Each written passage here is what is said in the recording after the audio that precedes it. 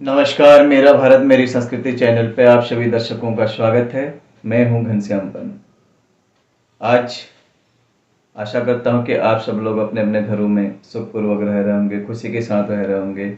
ईश्वर से प्रार्थना करता हूं कि आप सब लोग खुश रहें, सुखी रहें, स्वस्थ रहें और मस्त रहें।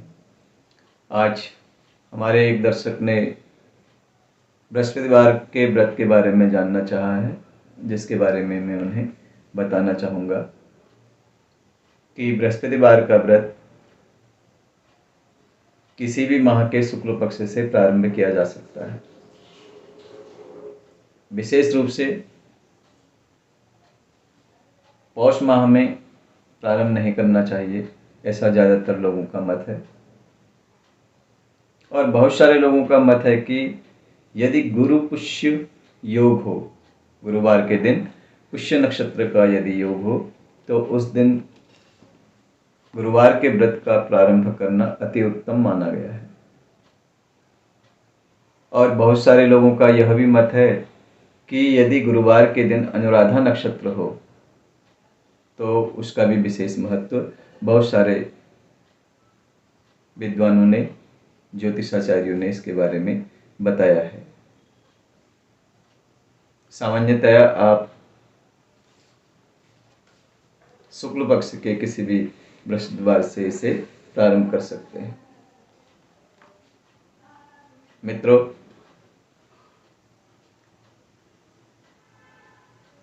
बृहस्पतिवार का व्रत कम से कम 7 और उससे थोड़ा सा अधिक करना चाहे व्यक्ति तो 16 व्रत। कम से कम 7 व्रत के बाद जब 8वां बृहस्पतिवार आता है तो उस व्रत का उद्यापन करना चाहिए। या 16 बार आपने इस व्रत को किया है तो 17वें बार जो बृहस्पतिवार आएगा उसमें व्रत का उद्यापन करना चाहिए। और इसको आप 1 वर्ष तक भी कर सकते हैं, 3 वर्ष तक भी कर सकते हैं, या आप आजीवन व्रत करना चाहते हैं तो आजीवन भी इस व्रत को कर सकते हैं। लेकिन 16 के बाद 17वें बृहस्पतिवार को उद्यापन आप जरूर करें, जिससे आपको इस व्रत का फल प्राप्त होगा। मित्रों, इस दिन हल्दी मिश्रित जल से स्नान करना चाहिए। आप जिस जल से सुबह स्नान करते हैं उसमें थोड़ा सा हल्दी मिला दिया जाए, तो उस जल के उबटन से आप जो है स्नान करेंगे तो अति उत्तम होगा। वैज्ञानिक दृष्टिकोण से भी हल्दी एंटीबायोटिक का काम करती है। आपके शरीर में जो बैक्टीरिया होंगे वो सब उससे धुल जाएंगे, साफ हो जाएंगे। तो वैज्ञानिक दृष्टिकोण से भी इसका लाभ है और हमारे शास्त्रों के विधान से भी इसमें आपको लाभ प्राप्त होगा। स्नान के बाद केसर का तिलक लगाएं। अपना जो नित्य प्रति की दिनचर्या है, प्रातः काल उठ करके स्नान इत्यादि करने के बाद भगवान का जो हम पूजन करते हैं वो हमें नित्य प्रति करना चाहिए। यदि हम गायत्री मंत्र का जाप करते हैं तो गायत्री मंत्र का जाप भी हमें अवश्य करना चाहिए। तत्पश्चात हमें अपने व्रत का शुभारंभ करना चाहिए। पीले रंग के वस्त्र इस दिन धारण करना चाहिए। यदि आपके पास पीला शर्ट हो, पीली धोती हो, या आपके पास पीले कुर्ता हो या बनियान हो, उसे धारण करके आप भगवान का पूजन कर सकते हैं। भोजन में चने की दाल और गुड़ स्वयं भी ले सकते हैं और भगवान को नैवेद्य के रूप में भी इसे अर्पित कर सकते हैं। इन्हीं वस्तुओं में को आप जो है, इन्हीं वस्तुओं में से आप विद्यार्थियों को, अध्यापकों को या मंदिर में जाकर के पात्र व्यक्तियों को दान कर सकते हैं। इस दिन भगवान विष्णु की पूजा भी होती है और केले के वृक्ष की पूजा भी की जाती है। केले के वृक्ष को पूजा के समय हल्दी मिश्रित जल से सींचना भी चाहिए, स्नान कराना चाहिए। रोली, टीका, चंदन इत्यादि लगाने के बाद बृहस्पति स्वरूप केले के वृक्ष को कलावा भी बांधना चाहिए। पीला वस्त्र हो तो पीले वस्त्र समर्पित करना चाहिए और उसके बाद गुड़ और चना का प्रसाद भी उन्हें अर्पित करना चाहिए। फलों में पीले रंग के फल, विशेष रूप से केले का फल ही भगवान को अर्पित किया जाता है। लेकिन ध्यान देने की बात है कि केले के फल को इस दिन खाया नहीं जाता, केवल दान किया जा सकता है। और पीली चीजें ही इस दिन दान की जाती है। केला हो गया, पीली रंग की मिठाई हो गई, पपीता हो गया, चने की दाल हो गई, हल्दी हो गई, अरहर की दाल हो गई, पीला कपड़ा हो गया, घी हो गया। पीले रंग का गाय का घी भी पीले रंग का होता है, तो इसे भी आप दान कर सकते हैं।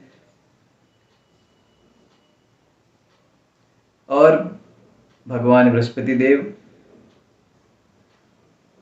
के लिए ओम ग्रां ग्रीं ग्रौं शः गुरुवे नमः इस मंत्र का आप जाप कर सकते हैं यथाशक्ति, जितना भी आप कर सकते हैं। मानसिक जाप, मनी मन भगवान का इस मंत्र का जप उच्चारण करना मानसिक जाप कहलाता है।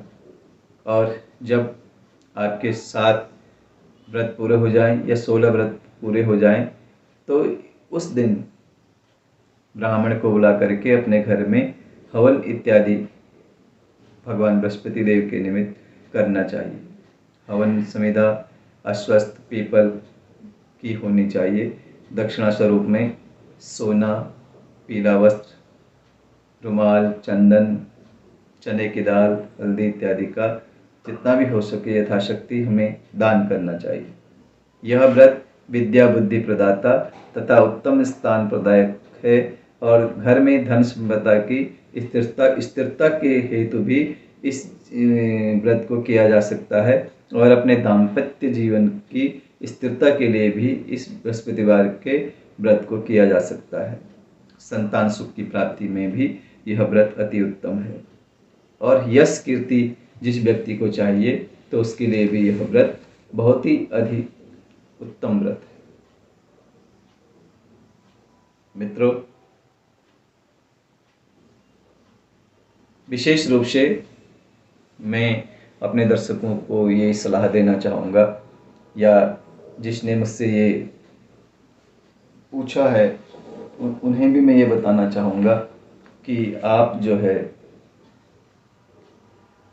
बृहस्पतिवार का दिन यदि आपको जल्दी है, आप जल्दी ही इस व्रत को करना चाहते हैं तो आप